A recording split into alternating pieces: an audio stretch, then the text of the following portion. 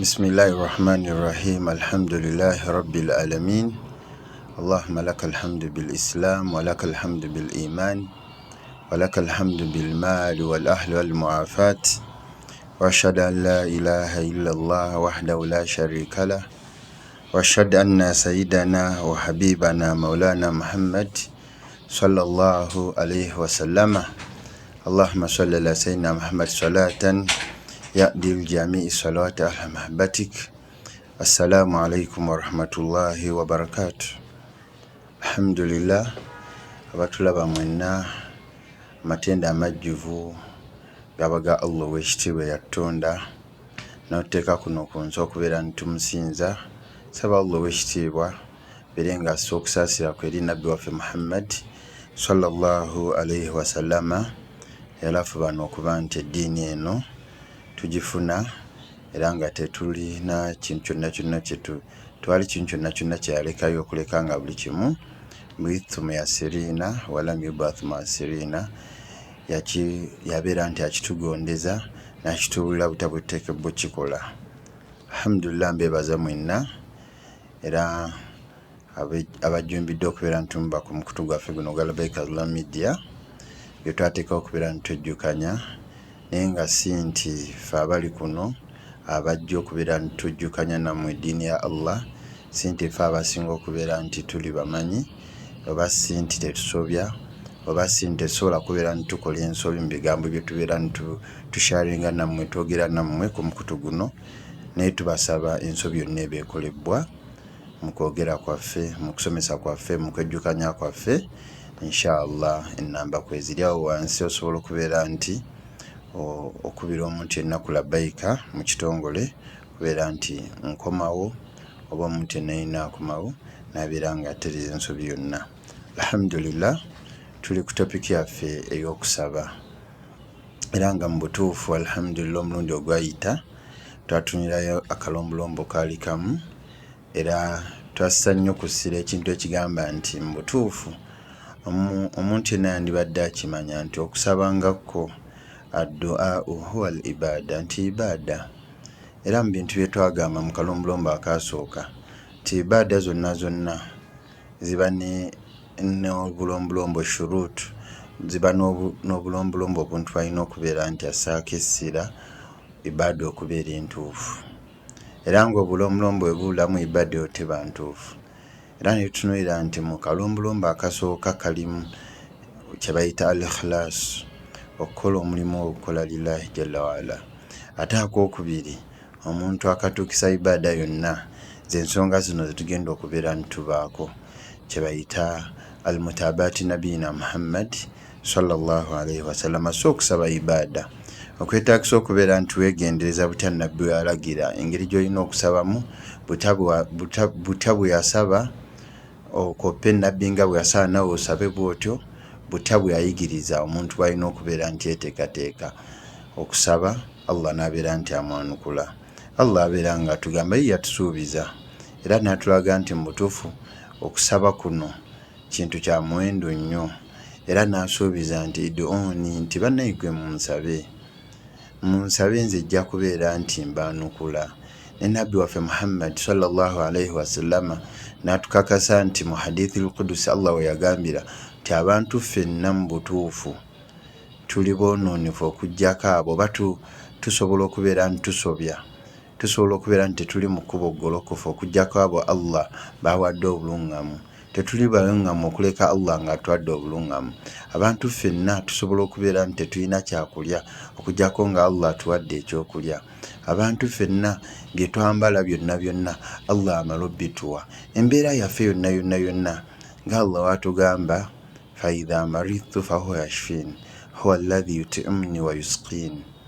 Mazima Allah ekisooka yatunywesa yatuliisa, bwe tulwala Allah yatujjanjaba era yatuwonya.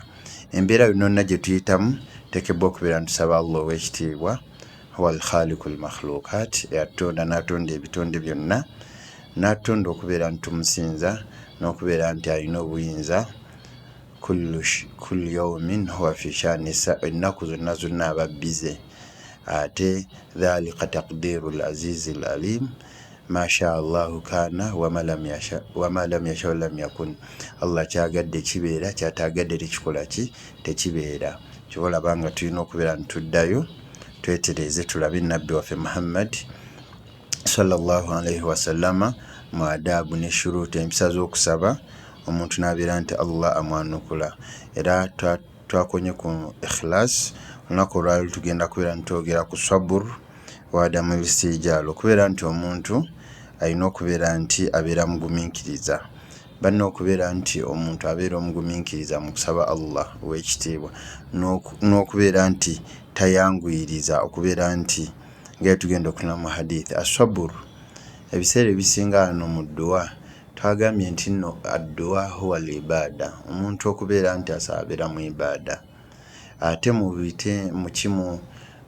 aqsaamu oba mu types za sabur, mu types za sabur mulimu kye bayita asabul ala taatillah, ogondera Allah, okugumiikiriza mu kugondera Allah. So omuntu yenna asaba aba agumiikiriza Allah mu kubeera nti amugondera.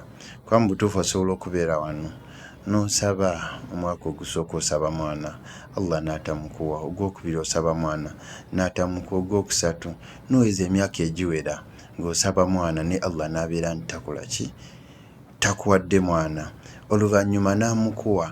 N'ebiseera ebisinga oba obadde tolina bugumiikiriza osobola okkivaako, naye banne nkujjukiza nga tonnaba kuva mu kubeera nti osaba Allah mu mbeera yonna yonna. Jjukiramu abalongoofu basalihin, bannabbi ab'ebitiibwa. Hunaalika daa Zakariya rabba qaala rabbi habli min ladunka dhurriyatan tayyiba innaka samii'u ddu'aa fanaadathu almalaa'ikatu wahuwa qaa'imun yusalli fil mihrab anna Allaha yubashshiruka biyahya musaddiqan bikalimaati min Allah wa sayyidan wa hasuuran wa nabiyyan min as-saalihin. Jjukiramu abalongoofu abo bannabbi. Nabbi Zakariya na nabbi waffe Muhammad sallallahu alaihi wasallama yatugamba mu hadithi ya Abi Hurairah radhiyallahu anhu, yagamba nabbi waffe yatugamba yustajabu li ahadukum, nti mazima ddala Allah ayanukula abaddu be oba omuntu yenna ma lam yajal, omuntu ebbanga lyamala nga takoze eki tayanguyiriza, atya n'abeera nti agamba aqul da'utu falam yustajibli, n'abeera nti agamba mu butuufu nsabye, ayi Allah nkusabye kino ne nkusaba kino. Kuba omuntu agenda kujja otandika okubeera nti osaba Allah. Tugeze oli mu mbeera etya, osabye Allah nti ayi Allah nsaba kino, ayi Allah nsaba ennyumba efaanana bweti, nsaba Allah ennyumba bweti, omwaka guno Allah aleme gikuwa oba omwezi guno. Naye tolina kubeera nti okola ki oddawo n'obeera nti onakuwala n'otandika kugamba ayi Allah nze nensaba kino n'obeera nti tokimpa, ayi Allah. Okweko okubeera nti omuntu akola ki ayanguyirizibwa okusuubira okwanukulwa kwa Allah. So omuntu alina kusooka nti abeerezaamu, n'abeera nti yeesiga Allah nti saa yonna kyasabye ekyo kyonna Allah agenda kubeera nti akimwanukula. Nabbi waffe Muhammad sallallahu alaihi wasallama era agenda maaso n'atugamba la yazaalu yustajabu li abdi ma lam yadu bi ithmin, nti omuntu yenna Allah abeera nti agenda mwanukula edduwa ekyo kyonna kyaba asabye, wabanga tasabye bi ithmi, obanga tasabye ekintu kibi, aw qati'atu rahim, oba okubeera nti okola ki akutulawo oluganda. Ebiseera ebisinga wano qati'atu rahim kiri opposite kya silul arham, okubeera nti omuntu ayunga oluganda. Wano twagamba nti nno omuntu okuyunga oluganda ibaada nkulu nnyo, ya muwendo nnyo, Allah gyagala ennyo. Era ensonga yonna omuntu aba asabye okutulawo oluganda, ekyo Allah takola ki takyanukula, kuba la adkhulul janna qati'ur rahim. Omuntu yenna akutulawo oluganda tagenda kubeera nti akola ki ayingira ejjana.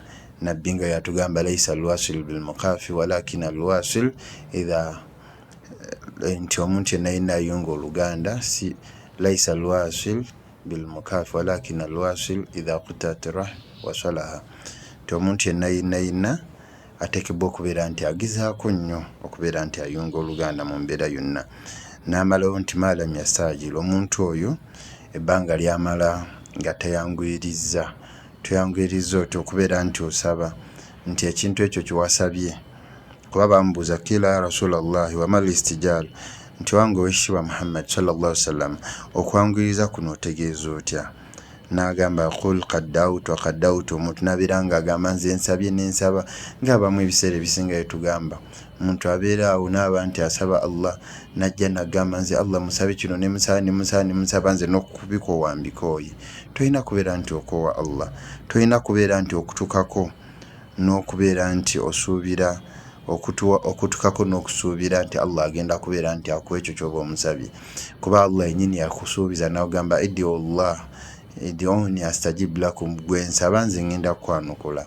Ate mu bantu bonna ky'oba olabanga Allah tumwebaza, alhamdulillahi alladhi, Allah tumwebaza amarana bidduai wa adana bilijaba. Allah tumwebaza kuba ye yatulagira okubeera nti tumusaba era n'abeera nti atusuubiza, ate nga gwe tukakasa atasobola kubeera nti asuubiza empewo.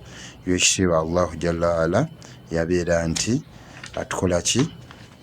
Atutonda. So omuntu yenna mu mpisa ez'okusaba wandibadde ogezaako okubeera nti obeera n'obugumiikiriza n'okubeera nti toyanguyiriza, gamba nti kino Allah sikifunye nyiize biki, Allah byensaba tabimpa mu mbeera yonna. Gwebeera n'essuubi nti buli ky'osabye Allah agenda kubeera nti akola ki?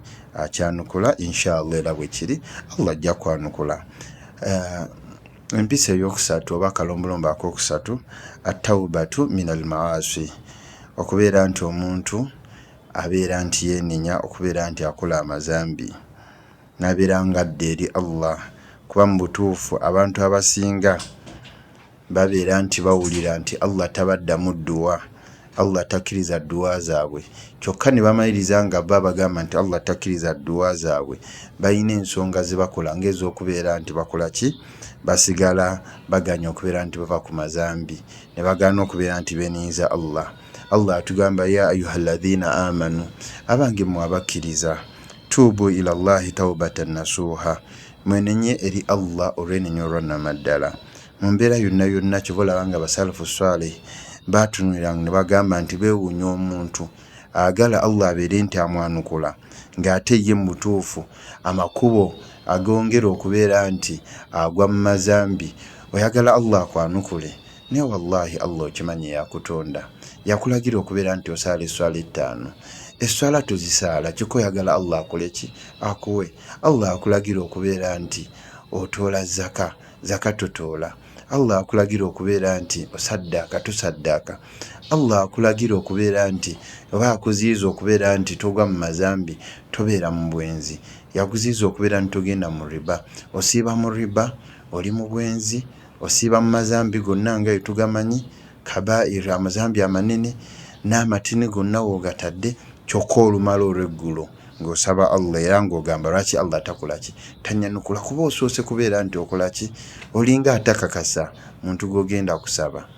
Naye kyenkubiriza atulaba, ddayo obeere nga weetereeza mu maaso ga Allah, obeere ng'ogezaako weeninye eri Allah mu kalombolombo akalombolombo Allah kasinziirako nakkiriza edduwa y'omuntu, mulimu okubeera nti omuntu amwenenyeza n'obeera nti okiteeka mu mutima gwo nti sigenda kubeera nti nziramu okubeera nti nkola amazambi gano bwe gatyo. Kyova olabanga omu ku balongoofu abaatusooka, Ibrahim bun Adham atugamba Allah abeere nti amusaasira, yagamba nti n'abantu abamu ensonga lwaki Allah mu butuufu era bo beewuunya basaba Allah n'abeera nti takola ki?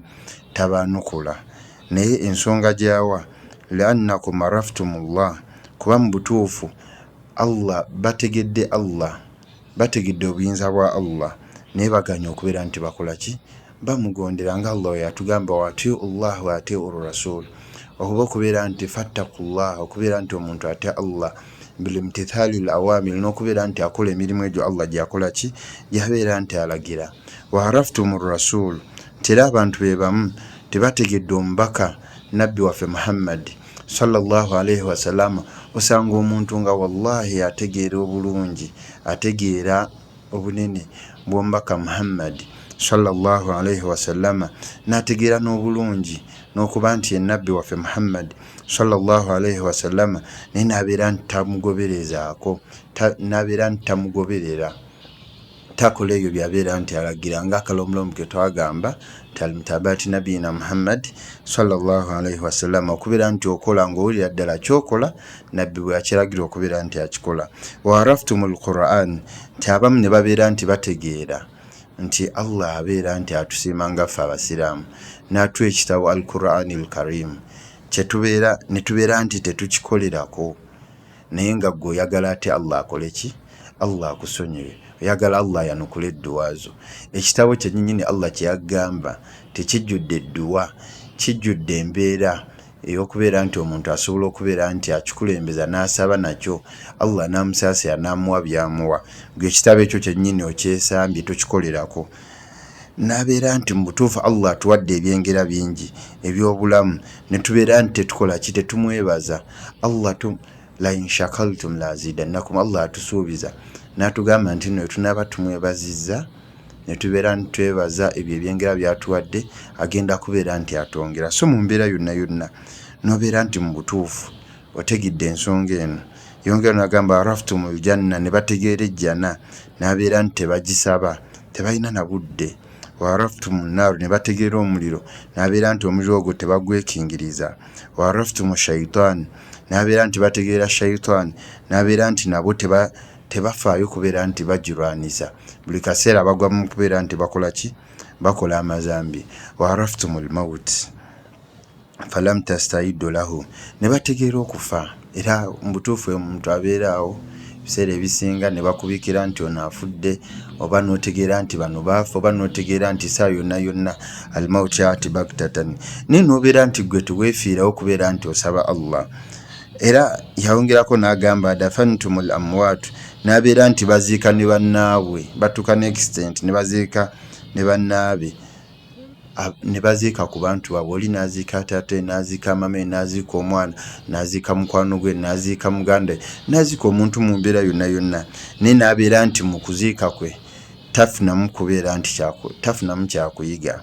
wataraktum uyubukum, n'abeera nti beerabira bwo ensobi zaabwe ne batafa ku nsobi zaabwe. washtagaltum biyubinansi, gwe mulembe gwe tuwangalirako abantu babeeraawo ne batandika okwogerako ono ne kwono, bo ne beerabira ensobi zaabwe, bafa ku midaala egitali gyabwe, mu kifo ky'okufa ku midaala egyabwe. Naye mu mbeera eyo yonna yonna bagenda kuyingizaamu ge okola ki? N'abeera nti bakola ebyo nga beerabidde. Awo Allah agenda kwanukula atya?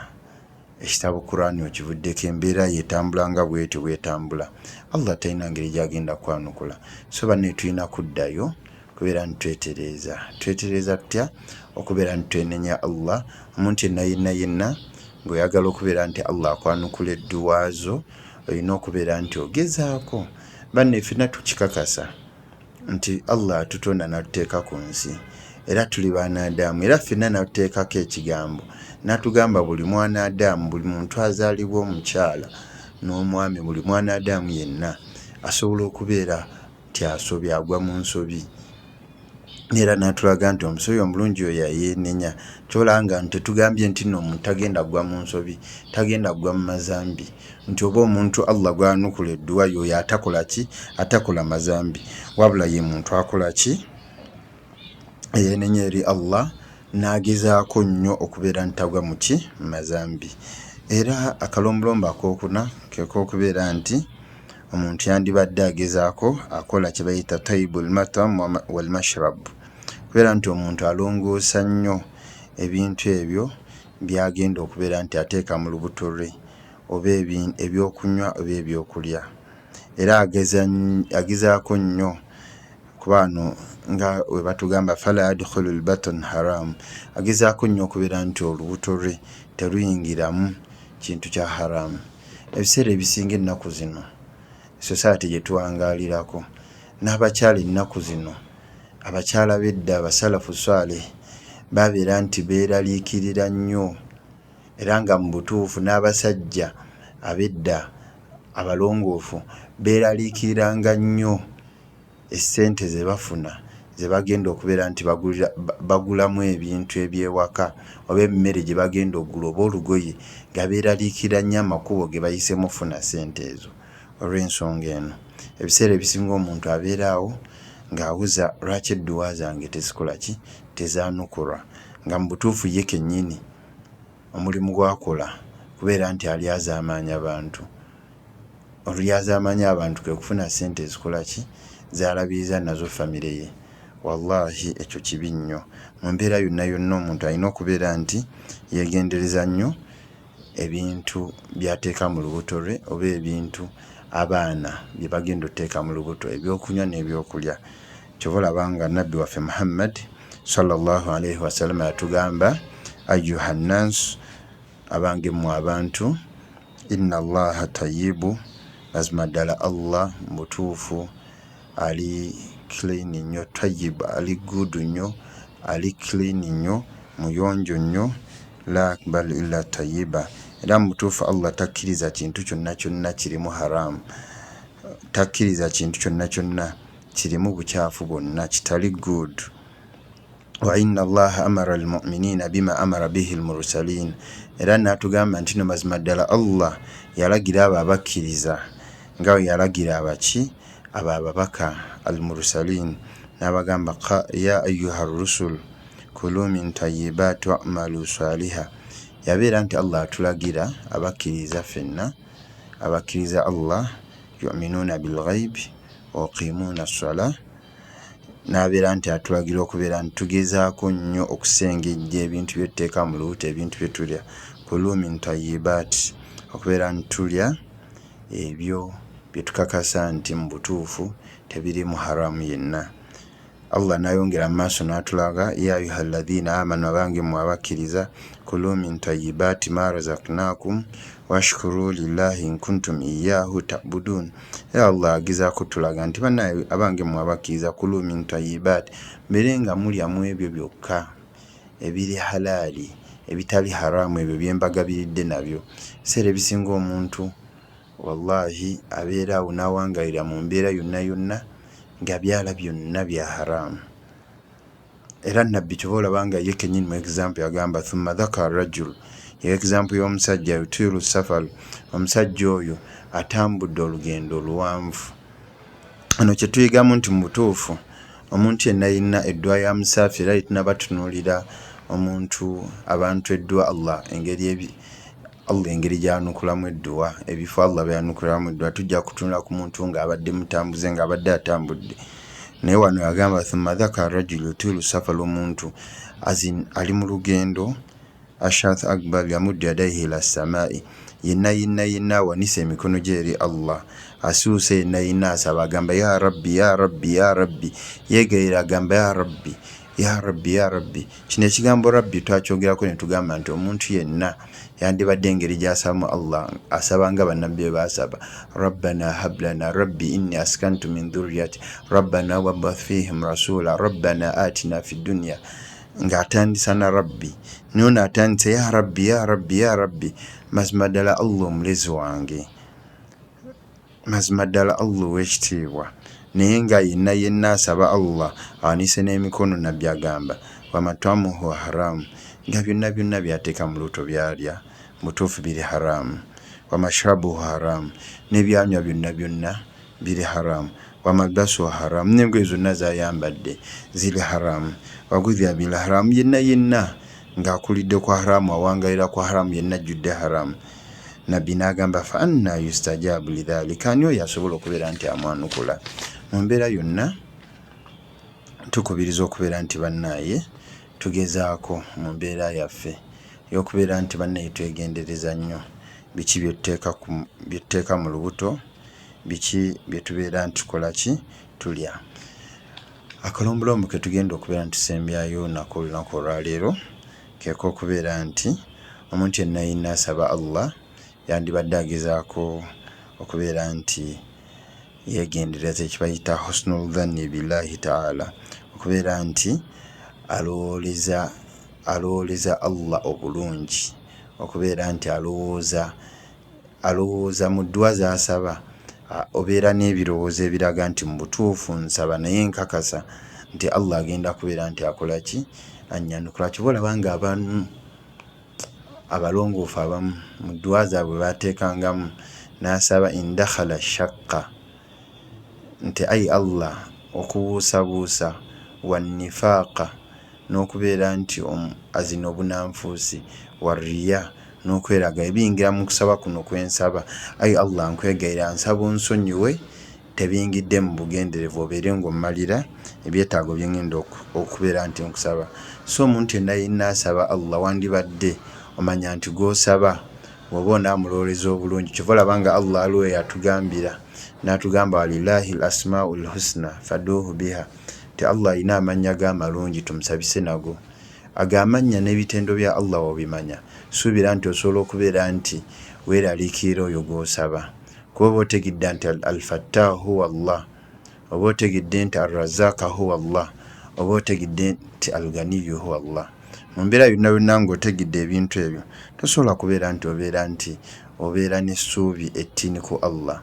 Tosobola okubeera nti obeera obuusabuusa ti Allah agenda kubeera nti akwanukula by'ogenda okubeera nti omusaba. Nabbi waffe Muhammad sallallahu alayhi wasallama yatugamba mu hadithi ya Abi Hurayra radiyallahu anhu n'agamba qala rasulullahi sallallahu alayhi wasallama idu allaha wa antum muqinuna bil ijaba, tumusabe Allah nga mutuufu mukakasa. Osaba Allah naye ng'owulira weefiiringa nti Allah agenda kubeera nti akola ki, akwanukula ebyo byonna byonna by'omusabye. Ebiseera ebisinga omuntu abeeraawo n'agamba ninze kati Allah nze atavuganga ku mmotoka, lwaki Allah musabe emmotoka? Allah anaagimpa. Nze atasobola kubeera nti nze ava e Masaka oba nze ava eri mu kyalo, Allah asobola okumpa ekkololo. Awo oba otandise okubuusabuusa Allah ow'ekitiibwa, maze otegeera nti Allahu wal-fattaahu. So mu mbeera yonna mbasaba tubeere nga idu Allah wa antum muqinuuna bil ijaba. Sabe Allah nga tuyina essuubi ddene ti Allah bye tumusabye agenda kubeera nti atwanukula, ajja kubeera nti atwanukula. Ne bangi muffe osaba Allah wobuusabuusa oba Allah anaakola ki, anaakuwa ky'omusabye. Mu mbeera yonna yonna otugenda kubeera nti okifuna. Saba Allah ow'ekitiibwa mu kwejjukanya kwaffe kutejjukanya kuno kw'okubeera nti tusaba Allah, twegayirira Allah okubeera nti ayanukula ebintu byonna, embeera zaffe zonna abeere ng'akukkiriza. Era mbakakasa inshallahu taala tujja ttambula mpola mpola paka tunaatuuka ku kinyusi kyaffe kye twagala otuukako, butya edduwa za Nabbi waffe Muhammad sallallahu alayhi wasallama ze yasaba mu bulamu bwe, n'atandika n'okubeera nti ye kennyini Allah amwanukula, kye tukakasa obulungi. Naffe kye tusaba Allah abeere nga atwanukula mu dduwa zonna zetugenda okubeera nti tumusaba. Subhanakallahumma bihamdika nashhadu an la ilaha illa anta astaghfiruka wa atubu ilaik. Alhamdulillahi rabbil alamin.